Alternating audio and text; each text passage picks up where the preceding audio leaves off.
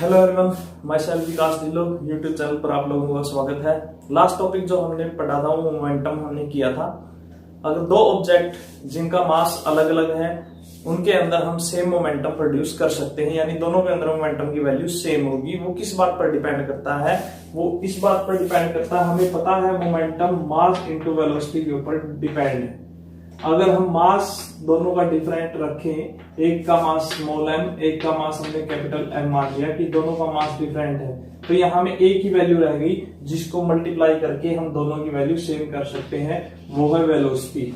अगर वेलोसिटी जिसका मास ज्यादा है वहां वेलोसिटी अगर हम कम दे दें और जिसका मास कम है वहां वेलोसिटी ज्यादा प्रोवाइड करवा दें, तो दो ऑब्जेक्ट्स जिनका डिफरेंट डिफरेंट मास है उनका मोमेंटम सेम हो सकता है। क्लियर? एक ट्रक और एक कार है, दोनों का मास डिफरेंट डिफरेंट है, बट हम दोनों का मोमेंटम सेम कर सकते हैं विद वेलोसिटी। जिसका मास कम है उसको ज्यादा वेलोसिटी प्रोवाइड करवा सकते हैं और जिसका मास ज्यादा है उसको कम वेलोसिटी प्रोवाइड करवा दे, तो मास इनटू वेलोसिटी की मल्टीप्लिकेशन दोनों की इक्विवेलेंट आ जाएगी। और इसी मोमेंटम के बेसिस, और हमें पता है जो वेलोसिटी है वो किस बात पर डिपेंड करती है?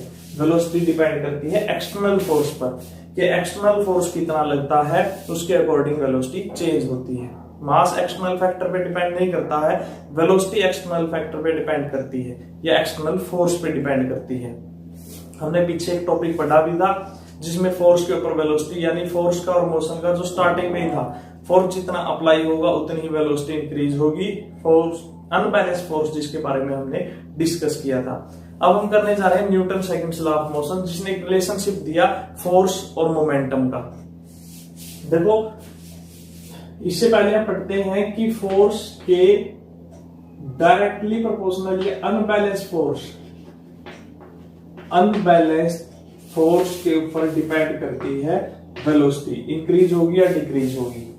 यानी हम ये भी कह सकते हैं कि वो अनबैलेंस्ड फोर्स के डायरेक्टली प्रोपोर्शनल है वेलोसिटी, कि अनबैलेंस फोर्स जितना लगेगा वेलोसिटी उतनी इंक्रीज होगी, अनबैलेंस फोर्स जितना डिक्रीज होगा वेलोसिटी उतनी डिक्रीज होगी। अब वो जो अनबैलेंस फोर्स लगता है किसी न किसी ऑब्जेक्ट के ऊपर तो लगता ही है, क्या उस ऑब्जेक्ट के अंदर मास नहीं होता है।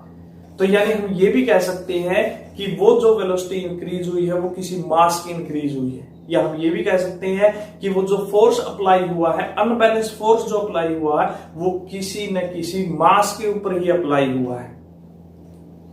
तो यानी यहां जो चेंज होगा वेलोसिटी के अंदर वो उसके मास और वेलोसिटी के साथ चेंज माना जाएगा। अब मास तो कभी चेंज होता नहीं है, तो वेलोसिटी में चेंज हुआ तो, लेकिन मास तो उसके साथ अटैच है। देखिए, कोई भी ऑब्जेक्ट है m तो उसके अंदर परमानेंट है, v चेंज होता है m इंटू वी, तो v इंक्रीज होगा तो मास तो इंक्रीज नहीं हुआ उस टाइम भी, और v डिक्रीज होगा तब भी मास डिक्रीज नहीं हुआ, मास तो एज इट इज है, ये अनचेंज्ड फैक्टर है।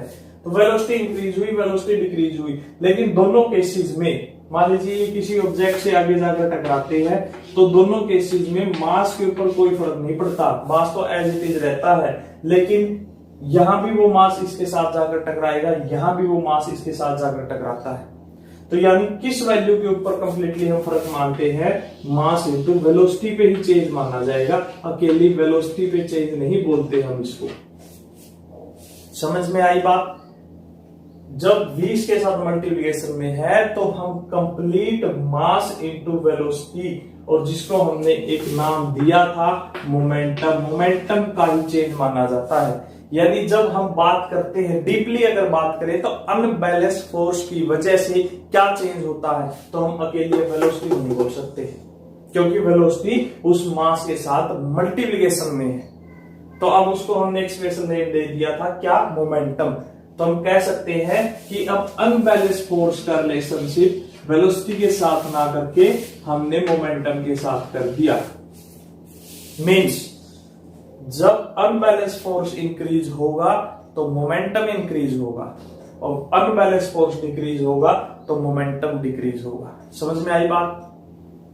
यानी अब जो रिलेशनशिप हम करने जा रहे हैं, पहले हमने रिलेशनशिप पढ़ा फोर्स का और वेलोसिटी का, लेकिन न्यूटन ने कहा कि जो फोर्स अप्लाई होता है ऑब्जेक्ट की वेलोसिटी को तो चेंज करता है, बट वो ऑब्जेक्ट की वेलोसिटी उसके मास के साथ भी तो रिलेटेड है।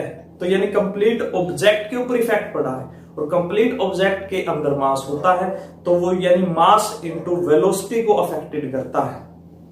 और जब मास इनटू वेलोसिटी को अफेक्टेड करता है, और हमने पढ़ा था पिछले टॉपिक में, मास इनटू वेलोसिटी को हम मोमेंटम बोलते हैं। बार बार मास इनटू वेलोसिटी बोलने के बजाय हम सिंपल मोमेंटम बोल सकते हैं। तो यानी हम ये कह सकते हैं कि जब अनबैलेंस फोर्स अप्लाई होता है तो ऑब्जेक्ट का मोमेंटम चेंज होता है। जब फोर्स इंक्रीज होगा मोमेंटम इंक्रीज होगा, और फोर्स डिक्रीज होगा तो मोमेंटम डिक्रीज होगा। क्लियर? तो अब इसी को न्यूटन्स ने रिलेशनशिप में सेटअप किया, और उसको बोला जाता है Newton's second law of motion. Newton's second law of motion, ये लॉ है जिसने एक रिलेशनशिप दिया between force and momentum. Force and momentum, देखिए जो ये फोर्स है वो अनबैलेंस फोर्स है। इसको हम सिर्फ फोर्स लिख लेते हैं क्योंकि ये रूटीन में हम फोर्स इस्तेमाल करते हैं। बैलेंस फोर्स का कोई इसमें डिस्कस नहीं होता है, क्योंकि बैलेंस फोर्स किसी भी काम में अफेक्ट नहीं कर सकता, उसका कोई रिजल्ट ही नहीं रहता। इसलिए जब भी फोर्स की बात की जाती है तो उस फोर्स की बात की जाती है जो कुछ ना कुछ रिजल्ट देता है, और जो कुछ ना कुछ रिजल्ट देता है उसको अनबैलेंस फोर्स ही कहते हैं। इसलिए या फोर्स मोमेंटम, तो डेफिनेशन क्या कहती है? Rate of change of momentum is directly proportional to force applied। कि rate of change of momentum, कि जो मोमेंटम चेंज हुआ है वो सीधे सीधे डिपेंड करता है अप्लाइड फोर्स पर, कि जितना अप्लाइड फोर्स होगा उतना ही मोमेंटम चेंज होगा। अप्लाइड फोर्स यदि ज्यादा है मोमेंटम ज्यादा रहेगा, अप्लाइड फोर्स यदि कम है तो मोमेंटम कम रहेगा। तो यहां ये ध्यान दीजिए, rate of change of momentum. अब जब भी चेंज वर्ड का इस्तेमाल होता है तो हमारे पास दो क्वांटिटी होती है, एक फाइनल होती है और एक इनिशियल होती है। Final and initial. तो अब जब भी चेंज निकाला जाता है फाइनल में से इनिशियल माइनस की जाती है। तो यहां चेंज इन मोमेंटम की बात है, तो force directly proportional to final momentum हम P2 ले लेते हैं, इनिशियल मोमेंटम हम P1 ले लेते हैं। तो P2 minus P1 by time t, कि P1 से P2 जाने में t टाइम लगा, तो force is directly proportional P2 by P1 t। Clear? अब इस एक्सप्रेशन को दोबारा देखिए,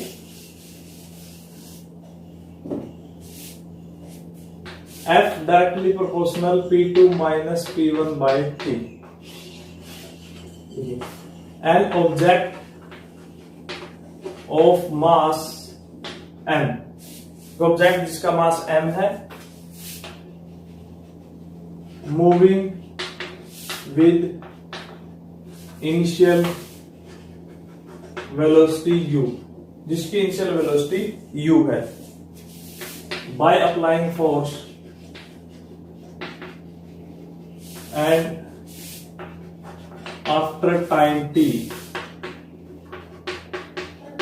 its final velocity v, इसने फाइनल वेलोसिटी v गेन कर ली। तो इनिशियल मोमेंटम है mass into initial velocity, final momentum mass into final velocity. Velocity change हुई है बाकी मास वही है। अब चेंज इन मोमेंटम यानी P2 माइनस P1, तो P2 माइनस P1 यानी final mv minus mu by t। तो force directly proportional P2 minus P1 के कंपैरिजन में हम लिख सकते हैं mv माइनस mu। तो force directly proportional m common ले लेते हैं v minus U by T. F directly proportional m v minus U by T. एक फार्मूला याद होगा हमने first equation of motion v is equal to u plus A T और v minus you is equal to A T, v minus U by T is equal to A. तो यहां से v minus U by T is equal to A. Force directly proportional mass into acceleration. Constant हम k मान लेते हैं और k की value late कर लेते हैं 1, तो F is equal to m into A. यानी फोर्स मास इनटू एक्सेलरेशन पर डिपेंड करता है। और यहां से अगर हम एक रिलेशनशिप निकालें F by A is equal to m, यानी हमने यहां मास का और एक्सेलरेशन का रिलेशनशिप निकाल दिया है। वो रिलेशनशिप इनवर्सली है, इनवर्सली, यानी अगर मास डबल है तो उसमें एक्सेलरेशन हाफ हो जाएगी। अब ये रिलेशनशिप समझने के लिए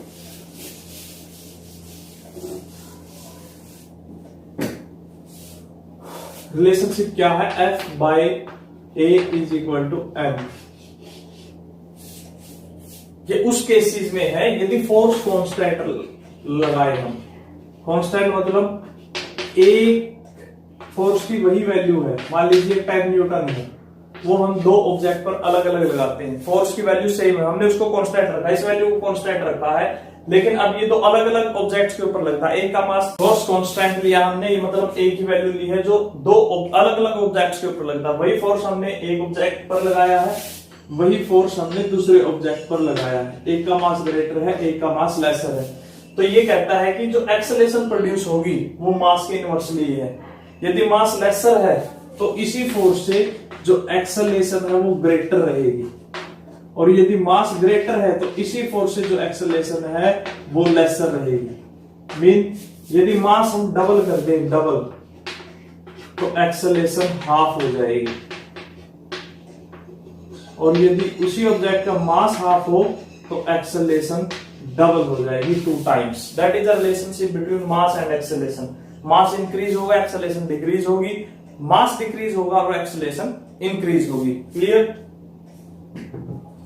तो यहां से अब फोर्स की वैसे तो हमने यूनिट पढ़ी है, क्या होती है, newton. Force is equal to newton, और बट यहां से हम निकालें तो mass kilogram, acceleration metre per second square.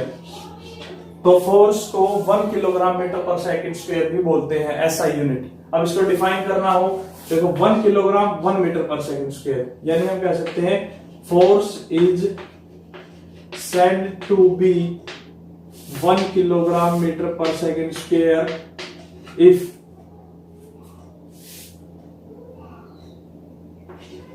force is applied on an object of mass 1 kg and produce an acceleration of 1 meter per second square, then it is called 1 kilogram meter per second square। कि force को 1 kilogram metre per second square कह सकते हैं जब force किसी object पर apply हो जिसका मास 1 किलोग्राम हो और उसके अंदर 1 मीटर पर सेकंड स्क्वायर की एक्सेलरेशन पैदा हो। That is known as a force 1 kilogram metre per second square. हम 1 किलोग्राम को महसूस भी कर सकते हैं, 1 किलोग्राम को महसूस भी किया जा सकता है। 1 kilogram mean 1000 gram metre per second square. 1000 gram metre per second square कैसे? जैसे हम हमारी स्ट्रेच पाल्म करें और उसके ऊपर एक मास रखे 100 ग्राम का, स्ट्रेच करके बिल्कुल पाल्म को उसके ऊपर मास रखना 100 ग्राम, तो इसके ऊपर ग्रेविटी का कितना फोर्स लगता है? 9.8 मीटर पर सेकंड स्क्वायर। 9.8 हम अप्रोक्सीमेटली 10 मान लेते हैं, तो 100 gram into 10 metre per second square, तो कितना आ जाएगा? 1000 gram metre per second square. तो 1000 kg 1 kilogram metre per second square, and that will be equal to 1 Newton.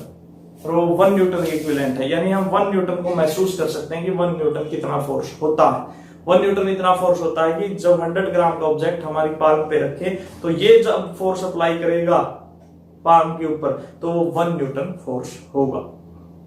Clear? तो application Newton second law of motion की वही है, momentum को हमें किस तरीके से इंक्रीज या डिक्रीज करना है अप्लाई फोर्स करके। बॉल को क्रिकेट प्लेयर रोकने के लिए हाथों को नीचे की तरफ लेकर जाता है, दैट इज फॉर मोमेंटम।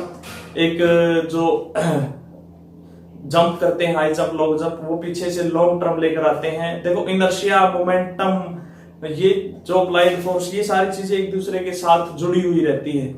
अब जब भी कोई प्लेयर अगर हाई जंप करता है तो पीछे से दौड़ता हुआ आता है। क्यों दौड़ता होता है? ताकि उसके अंदर जो इनर्शिया ऑफ मोशन है वो एज इट इज बना रहे, या हम कह सकते हैं मोमेंटम बना रहे। ये चीजें बना रखने के लिए हमें ये सारे टॉपिक रिलेटेड है, याद रखने पड़ेंगे। क्लियर? तो कल हम करते हैं इसके कुछ न्यूमेरिकल्स और नेक्स्ट टॉपिक। थैंक्स।